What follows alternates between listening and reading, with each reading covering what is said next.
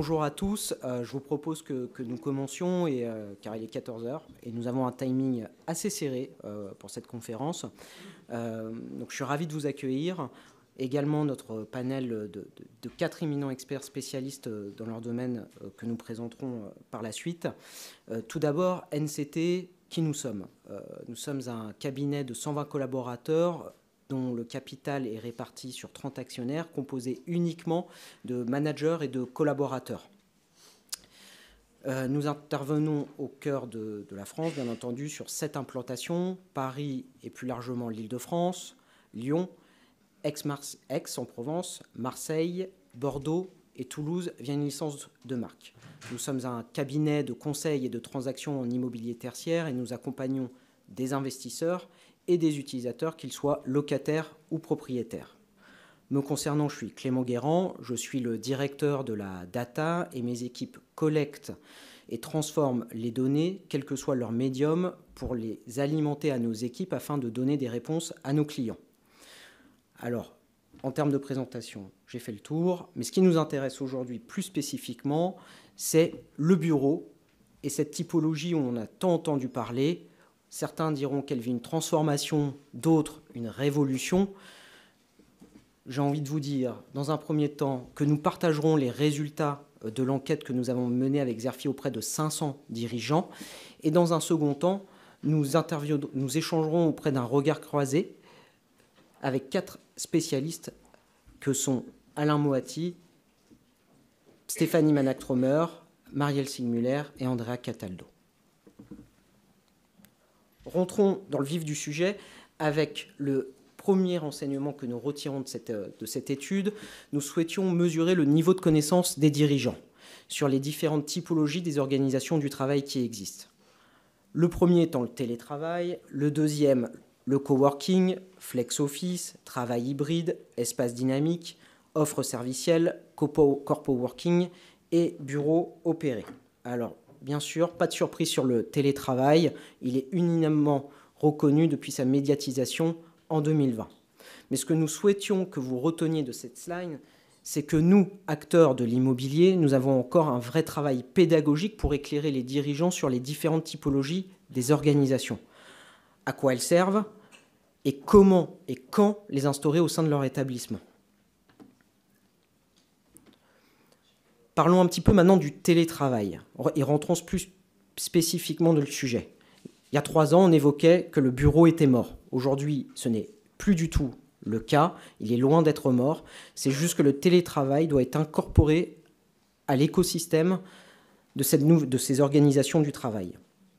La question de la fréquence du télétravail, là, n'est plus du tout la question. Excusez-moi, je reprends un peu mes notes.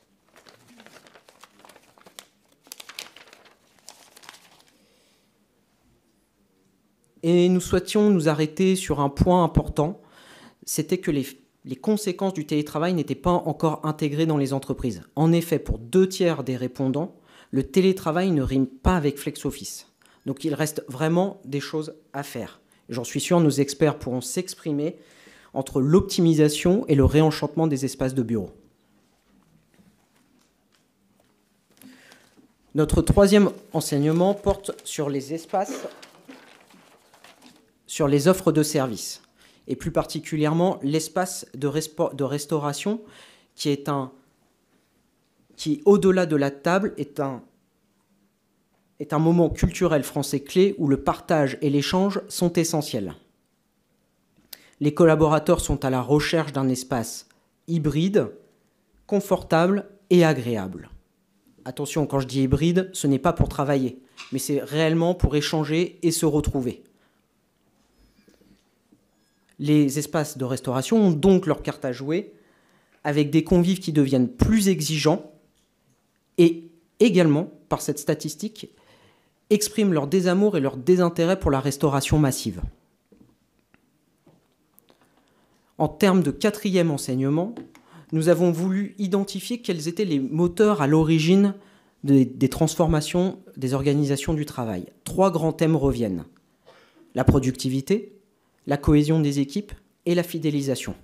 Très bon point pour les dirigeants, 9 répondants sur 10 affirment avoir atteint leur objectif avec des effets positifs sur l'engagement des salariés, le climat social, l'attractivité et l'image de l'entreprise. Une autre statistique que nous souhaitions vous montrer, c'était qu'un répondant sur deux constate une amélioration de la productivité. Alors là, j'ai envie de vous poser la question, est-ce que c'est une bonne ou une mauvaise nouvelle? Car on peut voir le verre à moitié plein ou à moitié vide. Autre stat que nous souhaitions vous faire partager, c'est que seulement 10% des entreprises souhaitent ainsi accélérer leur transformation. C'est un faible chiffre, mais nous le mettons en corrélation également avec le premier enseignement, avec ce faible niveau de connaissance de la part des dirigeants sur l'ensemble de la palette des organisations du travail. Mais je suis sûr que nos experts pourront en dire beaucoup plus tout à l'heure. Dernier enseignement de cette présentation, que va être le bureau de demain? Les dirigeants sont revenus avec leurs propres mots et c'est pour ça que nous vous affichons ce nuage de points. Mais 3 grands thèmes reviennent. La flexibilité, l'expérience différenciatrice, qu'elle soit collective ou culturelle, mais aussi le confort individuel et collectif, qui va bien au-delà de la chaise, mais aussi sur le confort acoustique, la température et la luminosité au sein des bureaux. Pour résumer cette présentation, nous souhaitions vous partager quelques enseignements et vous pourrez accéder plus tard à notre étude complète. Mais pour résumer, le premier enseignement, c'est un niveau de connaissance des dirigeants très inégal. Pour les dirigeants interrogés, pour eux, le télétravail ne rime pas avec flex office. Également, l'espace de restauration a encore sa carte à jouer pour continuer à être l'espace dédié à ce moment culturel français de partage et d'échange. Et la productivité et les collaborateurs, mais les collaborateurs, c'est les hommes et les femmes, ce sont les véritables clients finaux de l'entreprise, sont au cœur des mutations. Et le dernier enseignement, c'est que le bureau de demain conciliera une flexibilité fonctionnelle, une utilité fonctionnelle, sur la flexibilité et la technologie. On parle beaucoup d'IA actuellement et des sommes massives continuent d'y être investies. Une expérience différenciatrice, collective et culturelle, et un confort individuel et collectif. Ça me permet de conclure sur cette première partie de notre conférence et je tiens à remercier notre panel et à les inviter à me rejoindre pour échanger sur ces beaux sujets et ce vaste sujet où on pourrait prendre des heures. Donc j'invite Marielle Sigmuller, directrice des opérations chez Covivio, Stéphanie Manac-Tromer, directrice du pôle conseil chez NCT, Andrea Cataldo, directeur de la gestion immobilière chez Christian Dior Couture, et Alain Moati, architecte et cofondateur de l'agence Moati Rivière.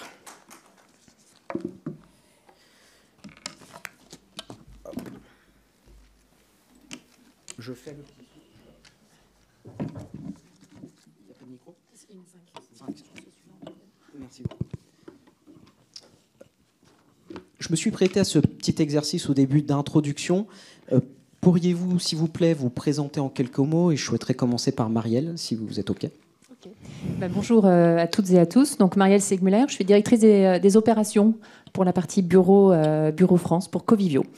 Alors, Covivio, c'est qui? On est investisseur, on est développeur, on est opérateur au niveau européen. On a 1000 collaborateurs situés dans les trois pays, France, Allemagne et Italie. Et notre répartition en termes de classe d'actifs, 50% bureaux, 30% résidentiels, principalement en Allemagne, mais pas que.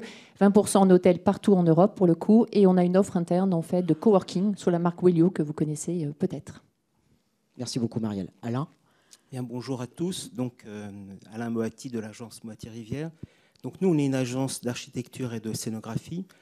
La scénographie, c'est l'art de la narration. J'aurai l'occasion d'y revenir parce que c'est un des sujets que l'on va développer après. On travaille sur divers programmes qui vont de l'hôtel, l'immobilier d'entreprise, l'immobilier commercial, le luxe aussi, des centres culturels et des espaces de mixité ou d'hybridation, comme on dit aujourd'hui. Et on travaille aussi sur des expériences numériques, puisqu'on fait beaucoup de lieux culturels et l'accès à la connaissance et au savoir par le multimédia, c'est un des thèmes que l'on mène. Et pour finir, l'idée générique de l'agence, c'est de travailler sur la beauté, et la beauté, ce n'est pas un canon esthétique, c'est la qualité de la rencontre. C'est-à-dire que, et je pense que pour le bureau, c'est vraiment un des sujets, la qualité de la rencontre. Ça peut être avec un livre, avec un paysage, mais aussi avec l'autre. Et ce sera un des sujets que je développerai après. Merci beaucoup. Andrea. Bonjour, Andrea Cataldo, je suis le directeur de la gestion immobilière des moyens généraux de Christian Dior Couture. Je suis en charge surtout du développement des bâtiments ici en France et en Italie, 95% entre France et Italie, côté bureau et industriel. On a des grandes opérations en cours dans ce moment pour la construction de nouveaux sièges ici à Paris et on va profiter de l'occasion pour en parler. Merci beaucoup, et Stéphanie. Bonjour à tous. J'ai rejoint l'aventure entrepreneuriale magnifique de NCT il y a à peu près 4 ans en tant qu'associé. Aujourd'hui, j'ai le plaisir d'animer le département conseil. Et notre rôle à nous, c'est vraiment d'accompagner les entreprises, qu'elles soient, comme disait Clément tout à l'heure, propriétaires, investisseurs ou occupants, dans servir leur ambition stratégique. Alors comment on fait quelque part, quelle que soit la taille de l'entreprise ou son secteur d'activité, nous, c'est vraiment d'avoir une approche sur mesure, un peu au format artisanat de luxe, et d'ouvrir un peu le champ des possibles en vision 360. Donc, quand je dis 360, c'est architectural, technique, environnement de travail, financier, juridique, de manière à ce que les solutions qu'on va pouvoir proposer vont devenir une évidence dans leur mise en œuvre opérationnelle. Merci beaucoup. Alors, je vous propose de rentrer dans le vif du sujet. Andrea, avec toute cette palette de typologies d'organisation du travail, qu'avez-vous mis en place chez Dior Couture et quel est votre retour d'expérience? Nous, on fait un métier un peu particulier. Je pense que je suis quasiment aligné avec la recherche et le résultat de la recherche que vous avez présenté, mais je pense aussi que tout le monde n'est pas éligible au télétravail, par exemple, parce que nous, on a des artisans, des créatifs, des personnes qui travaillent avec les produits tous les jours, des architectes qui se rencontrent tous les jours, des visuals qui se rencontrent tous les jours, et je pense qu'ils ont encore besoin, et de plus en plus besoin, de se rencontrer et être en présentiel. Et pour faire ça, on va mettre à disposition des espaces qui sont de plus en plus adaptés à la convivialité, à faire du brainstorming, à travailler ensemble, à la connectivité. Et je ne vais pas anticiper des autres thèmes, mais parce qu'autrement je vais terminer tout seul la conférence. Nous, je pense que c'est un monde un peu particulier, non? Dans le domaine des bureaux. On ne fait pas seulement des bureaux. Nous, on fait et on représente aussi en même temps l'image de l'entreprise, que c'est une image de haute qualité. On fait des bureaux qui ressemblent de plus en plus à des boutiques qui accueillent des œuvres d'art, des terrasses, des espaces végétalisés, des espaces extérieurs ouverts. On fait rentrer les verts à l'intérieur des bâtiments. C'est pour ça que je dis, oui, le télétravail, je les comprends, je l'adopte, l'entreprise l'adopte un jour par semaine pour tout le monde, mais on a besoin de se rencontrer. Merci beaucoup. Marielle, lors de la présentation de l'étude, on évoquait que le télétravail ne rimait pas avec FlexOffice. Partagez-vous ce constat et quelle évolution avez-vous constaté avec l'arrivée du télétravail chez vos clients? Je pense que juste peut-être le Covid, en fait, finalement, il a accéléré beaucoup de choses. Mais par contre, les tendances étaient là. Donc, en fait, un effet plutôt d'accélérateur. Le télétravail, là où je rejoins en fait Andrea, il est plus en plus indispensable pour attirer, pour retenir des talents, mais pas que. Et surtout, nous, on le constate parmi nos clients, en fait, il y a un petit retour en arrière chez certains, et même certains clients qui ont décrété qu'il n'y avait pas de télétravail du tout. Voilà. Et je pense que l'autre enjeu, en fait, sur ça, c'est qu'il y a des nouvelles attentes, en fait, des collaborateurs. Plusieurs choses. On a parlé du collaboratif, et je pense qu'on va encore le détailler tout à l'heure. Mais il y a un nouveau paradigme pour les responsables et les chefs d'entreprise. C'est les collaborateurs leur disent « donnez-moi envie de revenir au travail ». Et là, ça change vraiment la donne et ça impacte énormément la manière dont vous concevez les espaces. Après, les enjeux du bureau, en effet, parce que télétravail, ce n'est pas systématiquement flex office, les enjeux, ils sont pour moi de 4 ordres. Le premier, c'est plateforme collaborative, comment on travaille ensemble, comment on brainstorm ensemble, etc. Et surtout, les bureaux doivent être le reflet de la culture de l'entreprise, y compris, et ça c'est un nouvel enjeu que l'on constate, y compris les engagements en matière de développement durable. Et ça, je pense qu'on le détaillera un peu, c'est que les locaux, et on parlera aussi tout à l'heure de la restauration, doivent refléter les engagements que l'on prend et que l'entreprise en fait, prend en la matière. Le bien-être, on en a un petit peu parlé tout à l'heure et je pense qu'on va continuer, c'est clé. C'est-à-dire que si les bureaux, les espaces de bureau n'offrent pas de bien-être, le collaborateur, il ne viendra pas, ou il viendra peu. Et enfin, l'innovation, et il faut faire pour moi, je pense, l'innovation pragmatique, et en fait, ce n'est pas l'innovation pour l'innovation, c'est l'innovation au profit du confort et de l'expérience dans les locaux. Merci beaucoup. Stéphanie, pour rebondir, que suggérez-vous à nos clients dans ce contexte ? Eh bien, au risque de vous décevoir, il n'y a pas de recette unique. Quelque part, l'équation, elle est loin d'être universelle. Moi, je considère qu'à chaque entreprise correspond une organisation spécifique. Quelque part, pour rappeler un peu comment ça s'organisait avant sur les lieux de vie professionnels, un bureau individuel correspondait à une position hiérarchique dans l'entreprise. Puis après, on est passé aux espaces dits hybrides, c'est-à-dire un espace pouvait répondre à plusieurs usages. Aujourd'hui, on est plutôt dans l'ère de un lieu pour accomplir une tâche ou une mission. Donc, si je prends l'exemple d'un commercial ou d'un consultant, s'il est au bureau, quelque part, il n'est peut-être pas au bon endroit. Il a plutôt intérêt à être sur le terrain pour son quotidien. Donc, la corrélation entre le télétravail et le flex, elle n'est pas forcément évidente. Je vais citer 2 exemples des projets où on a accompagné des clients. Une entreprise dans le domaine du média qui, en Île-de-France, qui avait 2 postulats au départ. Le télétravail 3 jours par semaine, d'accord, et une fonction qui était plutôt avec des tâches individuelles et sédentaires. Donc déjà, il faut comprendre comment l'entreprise travaille pour pouvoir apporter des réponses. Et les réponses, en tout cas les solutions qu'on a proposées, donc là, bien sûr, le flex fait du sens. Et donc, on a proposé d'avoir un taux de flex de 0,5, c'est-à-dire un poste pour 2 collaborateurs, mais derrière, avec de l'accompagnement, c'est-à-dire la mise en place d'une application qui permet d'organiser le temps de travail en présentiel, en distanciel, et de mesurer le taux de présence, et surtout, pour les collaborateurs, de s'approprier à leur nouveau lieu de vie professionnel et de s'approprier aussi l'utilisation de l'outil, parce que sinon, ça ne fonctionne pas. J'ai un autre exemple, c'est une entreprise dans le domaine de la tech en région lyonnaise.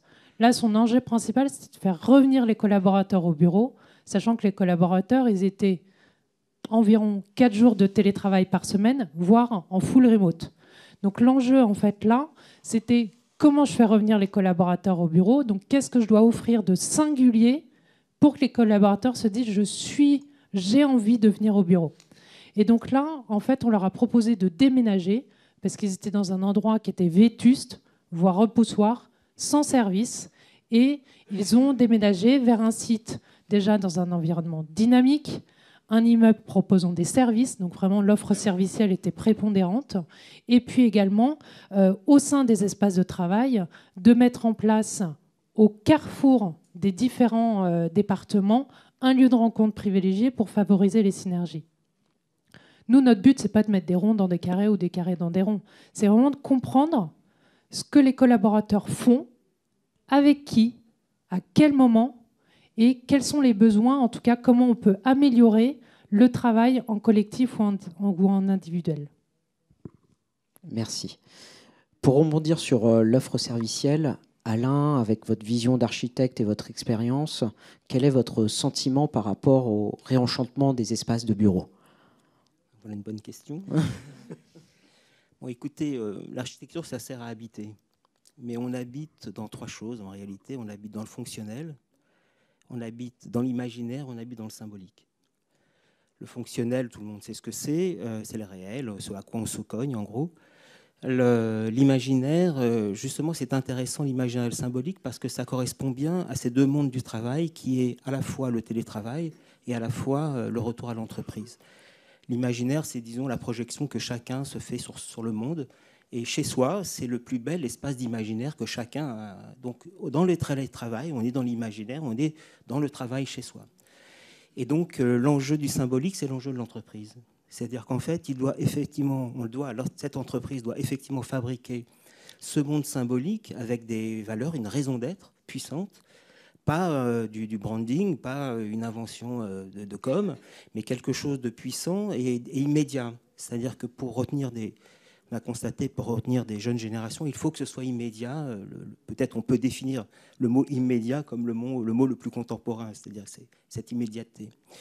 Et donc, une fois qu'on a fait cette dématérialisation du travail, une fois que l'on a fait une bonne ergonomie dans le lieu de travail, eh bien, moi je crois que c'est cette valeur symbolique qu'il faut que l'entreprise réinvente, je dirais presque une sorte de théâtralité, si vous voulez, qui met en scène quoi ? Qui met en scène tous les espaces communs. C'est-à-dire qu'au fond, on vient à l'entreprise aussi pour retrouver du collectif, puisque cet imaginaire est pris dans le monde du télétravail, de chez soi, par exemple, ou même en coworking, mais enfin, en tout cas solitaire.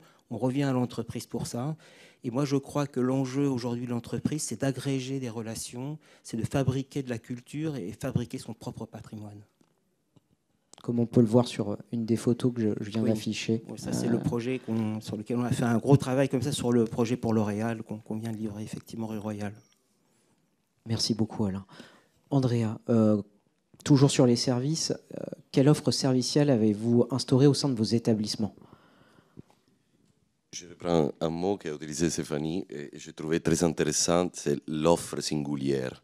Et pour être plus attractif, je pense, plus attractif vis-à-vis des competitors, mais aussi plus attractif de la maison. Et que c'est un point essentiel, selon moi.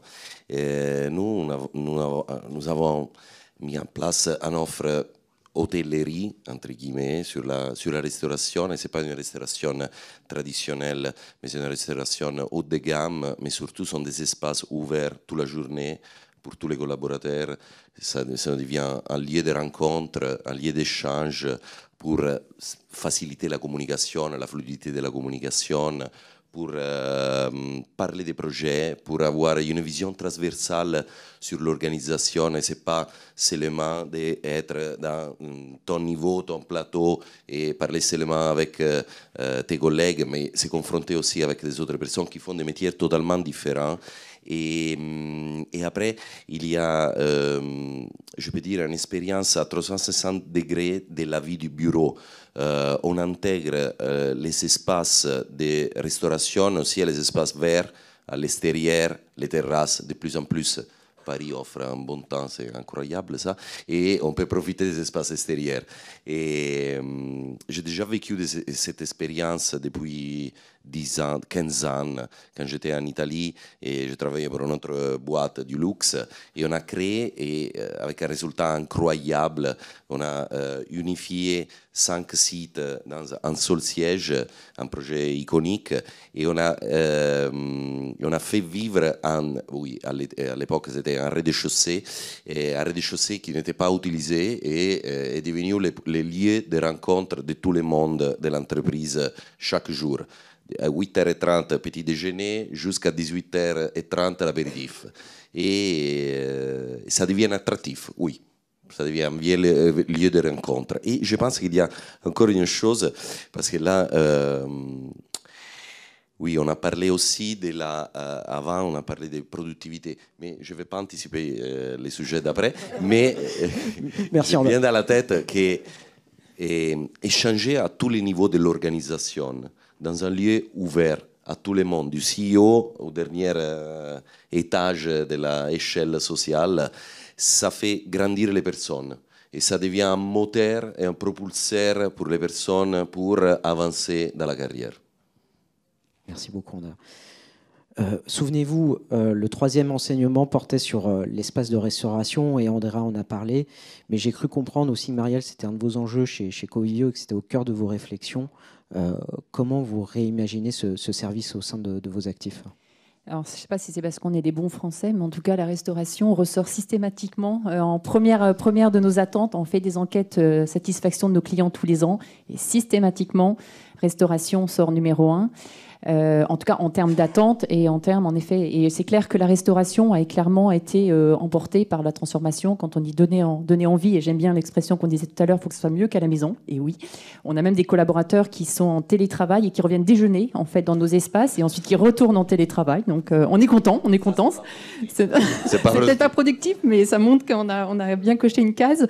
Donc les attentes ont en effet beaucoup bougé et c'est vrai que la restauration, et ça en fait on constate sur les choses, tous les jours, doivent en fait évoluer dans deux aspects, en fait, sur la forme et sur le fond. Alors, sur la forme, les espaces. Alors là, vous avez des exemples, en fait. Les espaces de restauration ont complètement changé. Ce que mentionnait Andrea, c'est un bon exemple. Hein. On ressent vraiment, en fait, une évolution très nette de ces espaces qui doivent être très qualitatifs en termes de design, en termes de... Vous devez prendre plaisir, en fait, à y être. L'autre chose aussi, c'est que dans la forme, en fait, ces espaces doivent être accessibles. Et accessible à tous et tout au long de la journée. C'est-à-dire que en fait, les collaborateurs, que vous mangiez en fait l'offre qui est disponible sur place, que vous ayez en fait pris quelque chose en fait de chez vous, ou que vous ayez en fait acheté quelque chose à l'extérieur, tout le monde doit pouvoir manger et déjeuner ensemble. Et ça, c'est important, et ça casse un peu en fait des contraintes qu'avant en fait on se fixait, que uniquement les collaborateurs qui avaient acheté sur place consommaient sur place. Ça, c'est juste plus entendable pour un collaborateur. Et l'autre chose, c'est que ces lieux vivent tout le temps. C'est-à-dire que, pour rejoindre ce que disait Andrea, c'est que ça commence le matin, mais en fait, on voit, nous, de plus en plus de sollicitations pour faire l'événementiel dans ces espaces. Et d'ailleurs, on fait l'événementiel pour les collaborateurs, mais aussi pour des tiers. Donc, c'est des espaces qui sont très ouverts. Alors, dans le fond, je pense que c'est là où on a énormément d'évolution. Alors déjà, il faut une pluralité des offres de restauration. Si vous venez sur le lieu de travail, vous avez envie d'avoir plusieurs choses. Vous voulez en fait avoir un barista, vous voulez avoir en fait un snacking si vous êtes très pressé, vous voulez avoir un bon déjeuner plutôt bistronomie.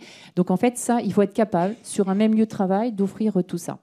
L'autre chose, les collaborateurs nous demandent, et ça ressort vraiment dans les enquêtes, on veut manger varié, sain et responsable. C'est-à-dire que même dans l'offre de restauration, on doit traduire nos engagements en termes de tout ce qui est développement durable. Et ça, c'est important. Alors, ça va jusqu'à des producteurs, des produits locaux, des produits de saison, etc. Donc, autant vous dire que les chefs cuisiniers, ils s'arrachent un peu les cheveux, mais ce sont vraiment les attentes et je pense que ça va dans la bonne direction.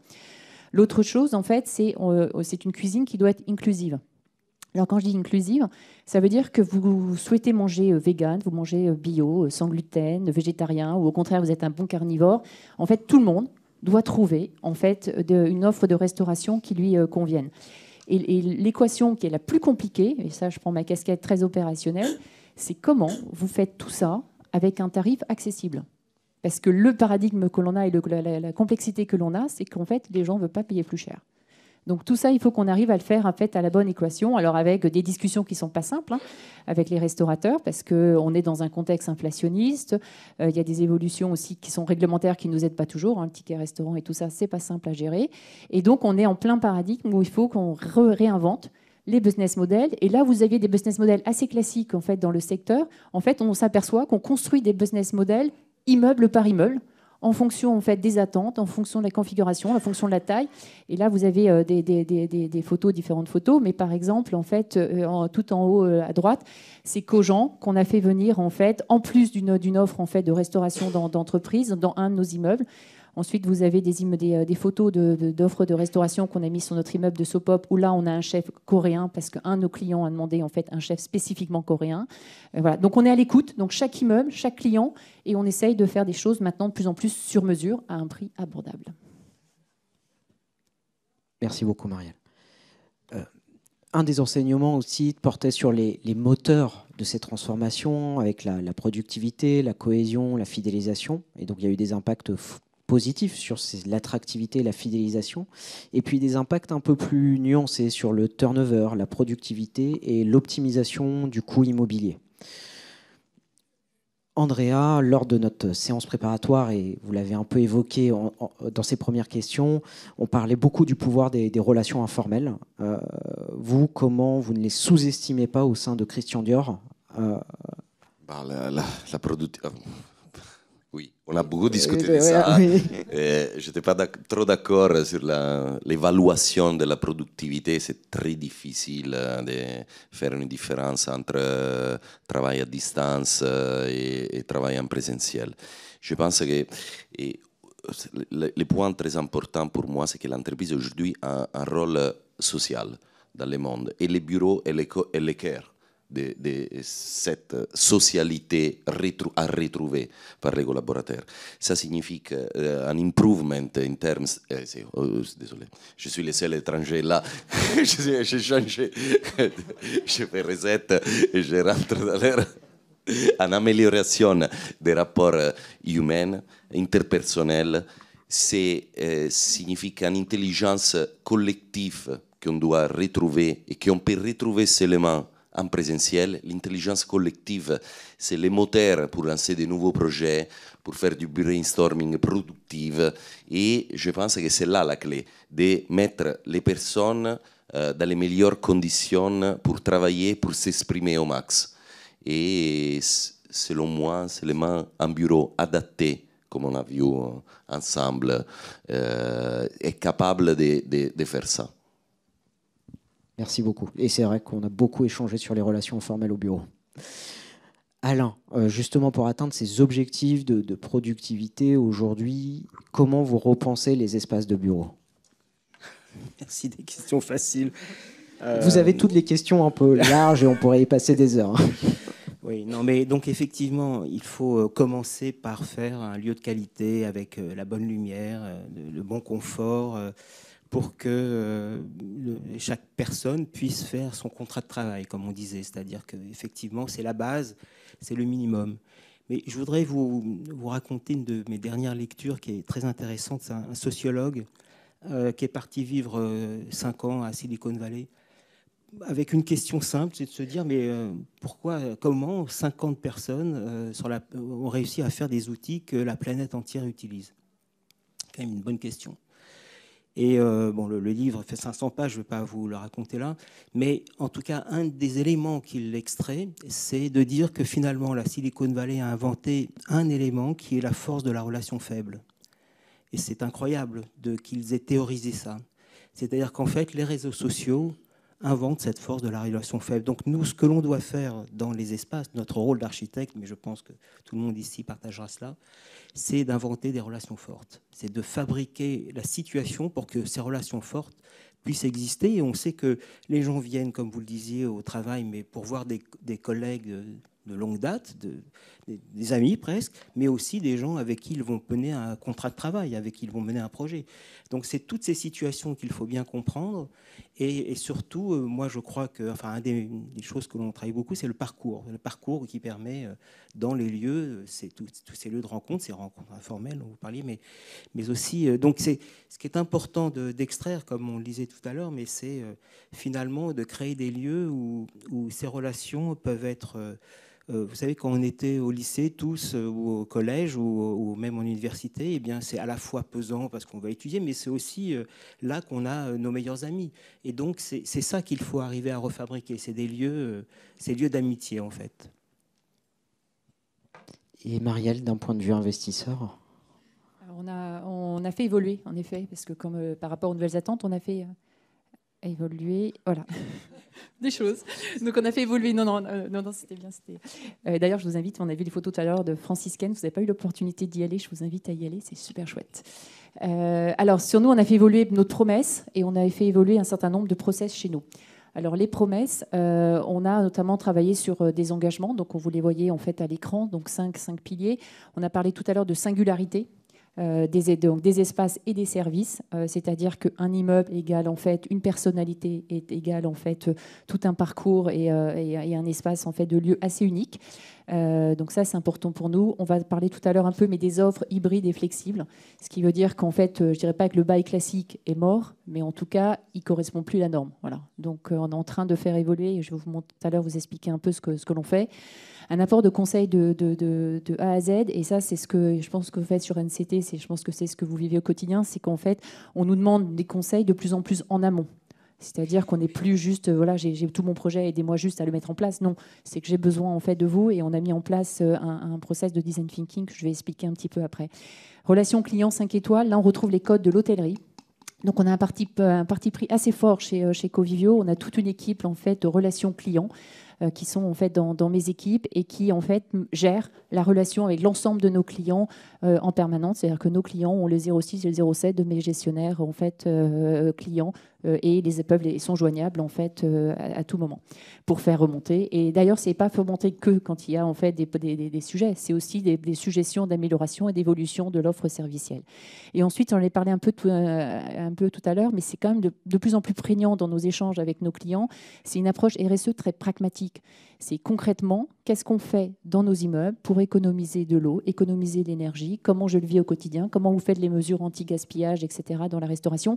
Et on s'aperçoit que les collaborateurs sont très à l'écoute de ce qu'on fait parce qu'ils veulent le vivre. Ils le font à titre personnel, de plus en plus chez eux. Et du coup, dans l'entreprise, ils veulent également le sentir et le voir et y participer. Donc ça, c'est assez agréable. Deuxième sujet, en effet, les process. On a mis en place un processus de design thinking chez nous qui réunit, c'est assez rigolo parce qu'en fait, qui réunit exactement le type de profil, donc architecte, conseil, opérateur, utilisateur. On fait aussi appel beaucoup à des sociologues et des anthropologues pour quand on lance en fait un nouveau projet. Un nouvel immeuble, évidemment, on réunit, voilà, et on brainstorm. Alors ça se fait beaucoup, et on essaye de réfléchir par rapport en fait à cet immeuble. Qu'est-ce qu'on veut lui impulser? Quelle personnalité? Quel concept on embarque? Et de plus en amont, et le plus en amont possible. Et dans nos prospects, en fait, on a autour de la table des utilisateurs que l'on a déjà dans le patrimoine, mais aussi des prospects avec qui, en fait, on n'a pas travaillé et que l'on veut absolument écouter. Et l'autre chose, c'est qu'on fait aussi un retour d'expérience. C'est-à-dire que quand vous faites en fait un immeuble, nous, on fait des learning expeditions.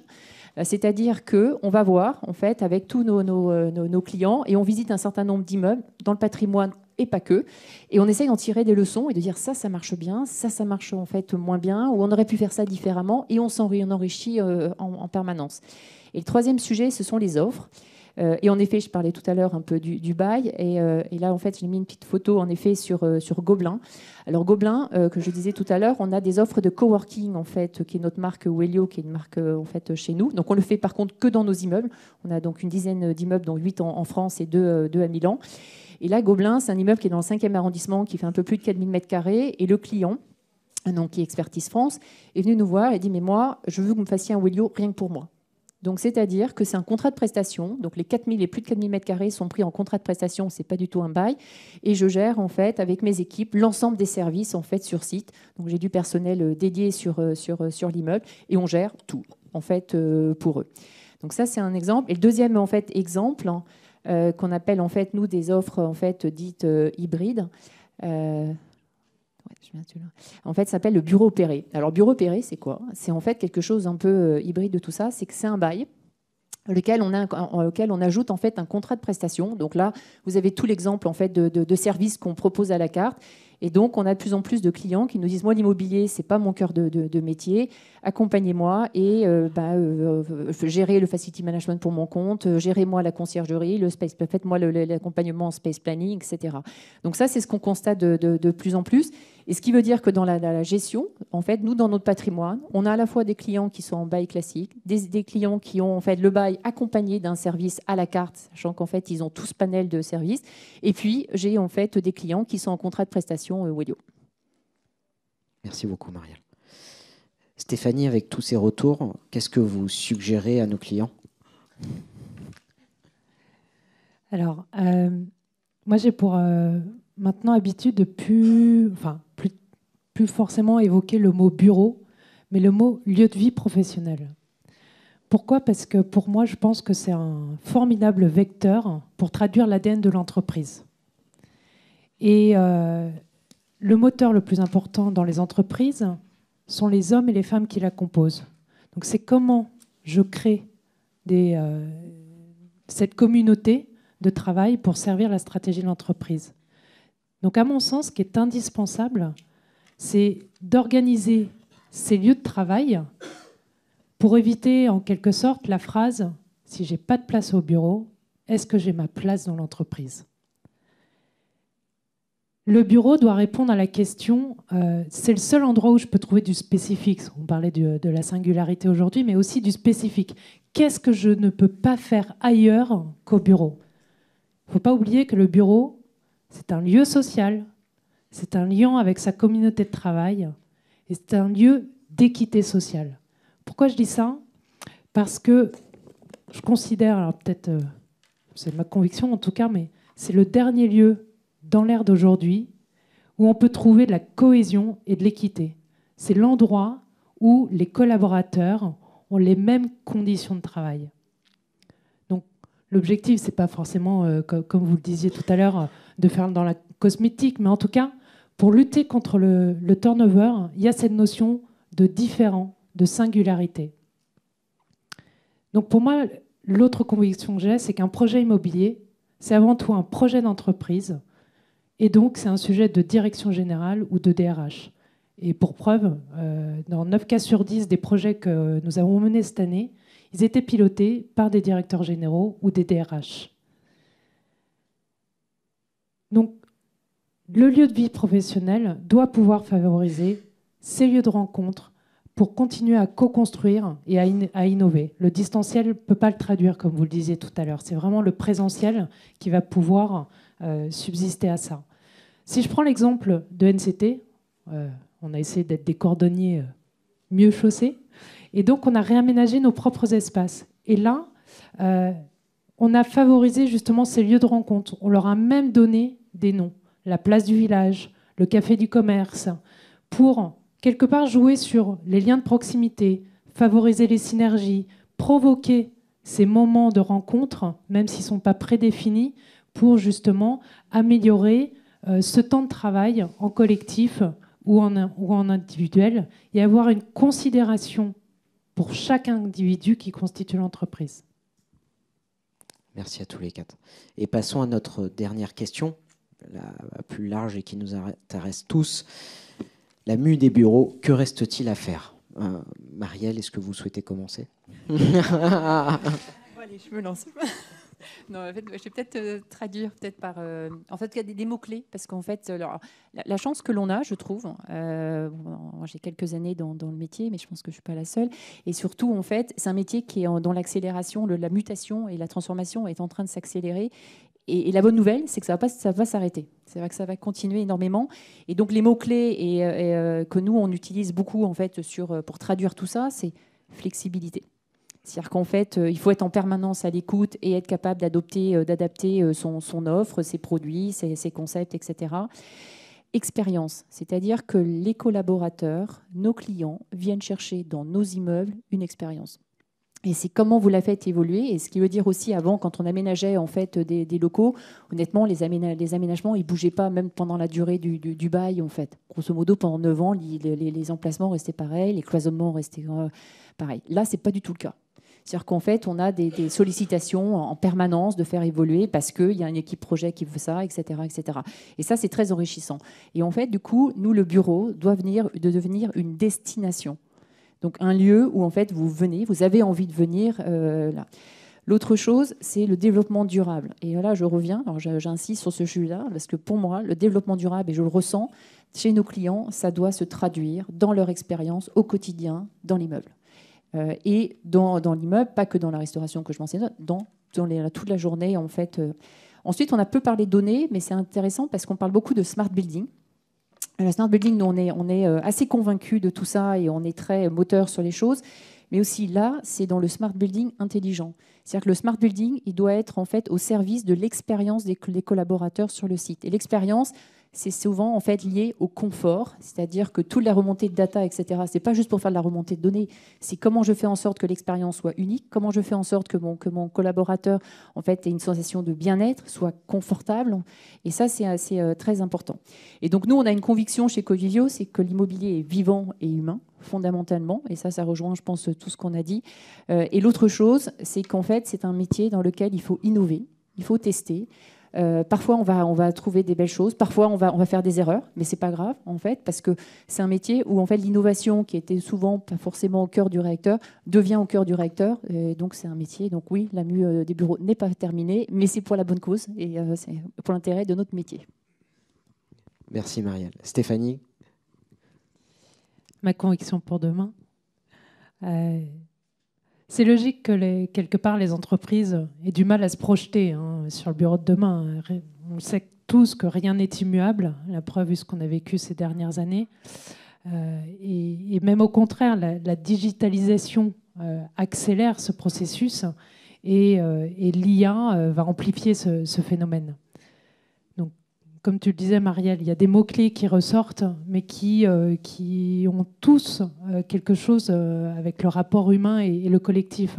On parle de l'adaptabilité, de la communication, du confort collectif individuel. En tout cas, c'est chouette. Ça montre que le bureau, effectivement, est loin d'être mort, qu'il y a encore plein de choses pour réenchanter. Et c'est là où, justement, sur les enjeux RSE, ESG, que soit le panel des dirigeants qu'on a interrogés, ou même peut-être dans cette salle, on voit bien que les entreprises n'ont pas forcément encore conscience, ou en tout cas à un niveau inégal, du pouvoir et du levier que l'immobilier peut apporter pour servir l'ambition stratégique de l'entreprise. Donc, pour moi, le côté spécifique, le côté unique, le côté singulier doit vraiment être au cœur de ce que les employeurs peuvent proposer à leurs collaborateurs. Donc, moi, je vois 3 axes de réflexion. Donc, pour rejoindre un peu l'expérience, c'est vraiment pousser l'accent sur l'innovation, mais pour être davantage dans le préventif que dans le curatif, et notamment avec les enjeux les enjeux environnementaux décrits par le décret tertiaire. Je pense aussi, ce que vous disiez tout à l'heure, c'est pousser quelque part la porosité, en tout cas la fluidité dans la porosité. L'homme, en tout cas le bâtiment à son échelle, doit pouvoir proposer ce que l'homme cherche à trouver dans une ville ou dans un quartier. Donc vraiment, cette question de porosité, mais dans le sens positif du terme. Et encore une fois, je me permets d'insister, mais c'est vraiment avoir au cœur, en point central, que le bureau, le lieu de vie professionnel, doit servir les hommes et les femmes pour qu'ils se sentent engagés, ils aient envie d'apporter leur pierre à l'édifice, ils aient envie de se rencontrer, et qui restent motivés quelque part dans le rôle qu'ils ont à accomplir dans l'entreprise. Merci Stéphanie. Et Andrea, selon vous? C'est un peu difficile, vous avez déjà dit tout. Hein. Pour moi, il y a une mot-clé qui peut synthétiser tout ce qu'on a entendu jusqu'à maintenant, c'est la qualité. C'est toujours pointer sur la qualité, selon moi, c'est la clé. Et on parle de qualité dans l'offre servicielle, on parle de qualité dans l'espace de travail, on parle de qualité dans les réalisations architecturales, on parle de qualité dans les relations humaines et on parle de qualité dans les activités que les personnes vont faire ensemble. Et là, le point comment dire, mettre le focus sur la qualité, c'est les futurs. Et bon, je parle parce que c'est facile de mon côté parler de qualité, non, de mon entreprise fait beaucoup, oui, c'est l'ADN de l'entreprise, mais je pense que là, c'est le vrai facteur de succès. Après, j'ai une autre réflexion à faire et peut-être, monsieur l'architecte, vous êtes plus indiqué que moi à répondre comment l'espace de travail va être changé par l'introduction de l'intelligence artificielle. Parce que c'est la technologie qui va un peu modifier l'espace du travail. Peut-être qu'on aura des solutions totalement différentes dans le futur. Je suis tout à fait d'accord de mettre les doigts et les points aussi sur le développement durable, que ça devient de plus en plus un élément clé pour toutes les entreprises. Mais je n'ai pas d'autres réponses. C'est déjà une très bonne réponse. La boule de cristal, je n'ai pas encore. Et vous passiez la main à Alain, selon vous, Alain? Oui. Donc, encore une fois, conclure temporairement, évidemment. Non, je crois que pour nous, architectes, il y a un sujet qui est cet écartèlement entre le numérique et l'environnemental, qu'il faut affiner, préciser aller au plus près de ça, c'est quand même un oxymore, hein, environnemental et numérique. C'est vraiment deux mondes qui s'opposent au niveau des idéologies, au niveau des directions de travail. Et je pense qu'on a besoin des deux. Et je pense que le lien, parfaire ce lien, arriver à les rejoindre au plus près, je pense que c'est le premier sujet. Le deuxième sujet, c'est l'IA. Moi, je dirais pas l'IA, mais les IA, parce que effectivement, je pense qu'on n'a pas de crainte à avoir. Il faut simplement l'imaginer comme un collaborateur précis et qu'on pourra vraiment aller plus loin. Et pour finir, je voudrais parler de notre langage, c'est-à-dire que on est passé, on a changé de terminologie de langage. En fait, on est passé d'un mot, ce que j'appelle en suffixant isme, c'est-à-dire capitalisme, marxisme. Cubisme. Et qu'est-ce que c'est le monde en isme? C'est un monde d'idéologie, c'est un monde de concepts. Capitaliste, c'est un concept, un dogme. Et on est passé dans un monde plutôt, je dirais, en able, un suffixe able, qui est recyclable, durable, désirable. Et qu'est-ce que c'est able? Eh bien, c'est un suffixe qui dit les possibilités, les potentiels d'action. Et je pense que c'est une bonne manière de voir le futur. Merci beaucoup.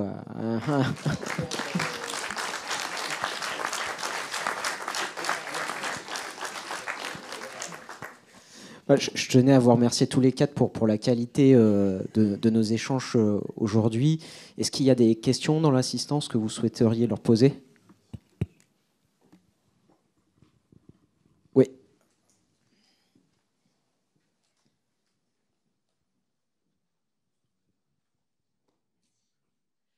Bonjour à tous, merci beaucoup. Vous avez évoqué la qualité comme étant le point central du bureau de demain dans un contexte économique où on va vers toujours plus d'optimisation, toujours l'injonction contradictoire, faire moins avec mieux.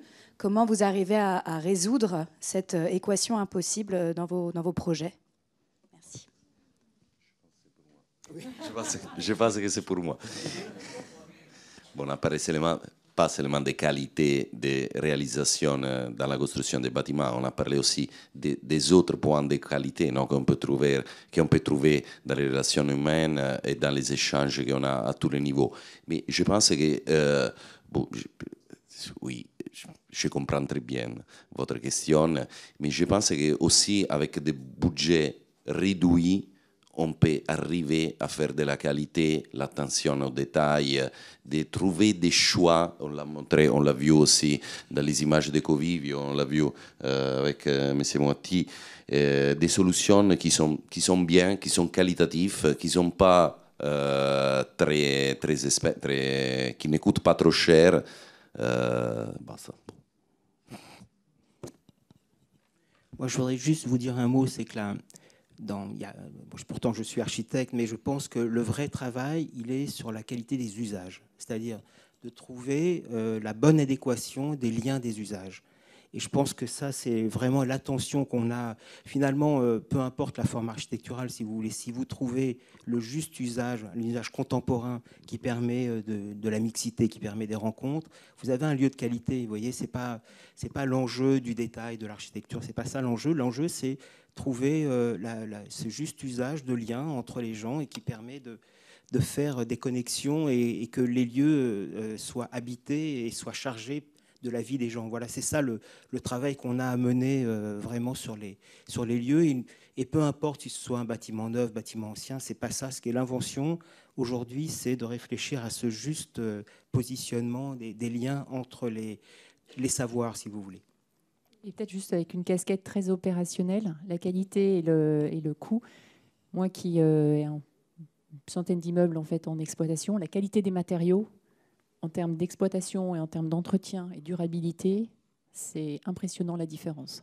Et donc en fait, on retourne nous plutôt à un retour à des matériaux, la pierre, le bois, qui sont des matériaux en fait qu'on arrive à faire vivre dans la durée, qu'on arrive en fait à nettoyer de manière beaucoup plus simple, etc. Donc non, et c'est une demande vraiment de retourner vers justement plutôt sur des matériaux en fait naturels. Donc oui, ça peut vous coûter un tout petit peu plus cher parfois en fait dans la conception du projet initial, mais en fait dans la durée, parce qu'en fait le coût en fait d'un projet, c'est pas juste son coût en fait lors de la conception et de la construction, c'est sur le cycle de vie en fait de l'immeuble. Et là, il y a un vrai retour, et nous on le voit en fait en exploitation, un vrai retour sur des matériaux de qualité, des matériaux naturels, et notamment avec un retour en force du bois. Oui, non, enfin, moi je suis d'accord, parce que les matériaux contemporains se dégradent, les matériaux anciens se patinent, ce qui n'est pas exactement la même chose. Est-ce qu'il y a une autre question dans l'assistance? Ou Stéphanie, tu voulais ajouter un mot? Je voulais juste ajouter quelque chose qui est, si le budget c'est un postulat de départ, on le prend en considération et ça force à se creuser la tête et à trouver les solutions qui vont prendre en compte ce prérequis. Donc, dans les projets qu'on a menés, notamment ceux que j'ai cités tout à l'heure, c'était un des postulats de départ, le budget. J'ai un budget de temps, donc comment je fais pour rentrer dans cette équation économique? Donc on a trouvé les solutions. Merci à tous les quatre. Encore une question? Eh ben, je vous remercie encore tous les quatre pour votre temps.